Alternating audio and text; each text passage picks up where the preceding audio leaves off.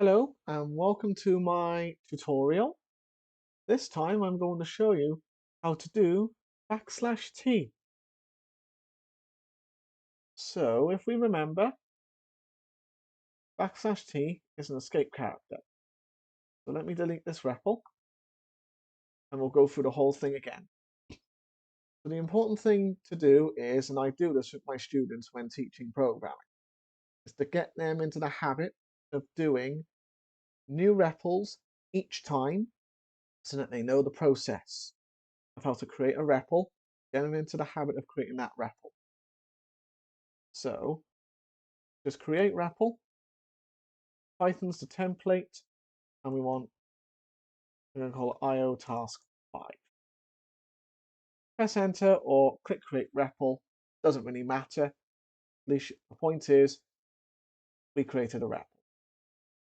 What we need to do is write a program where we have one sentence and then we use the \n escape character to make a line.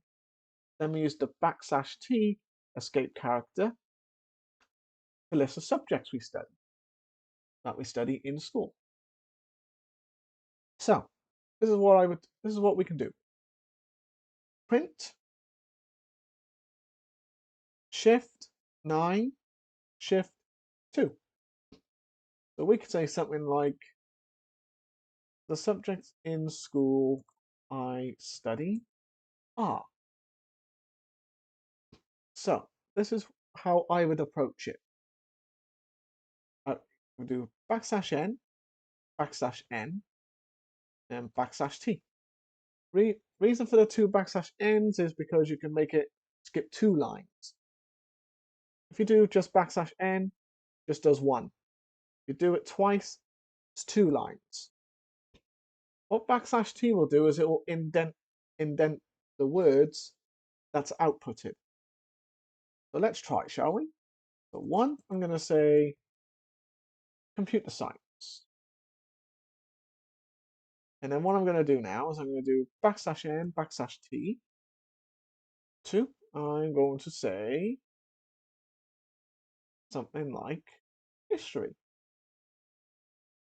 \n, \t.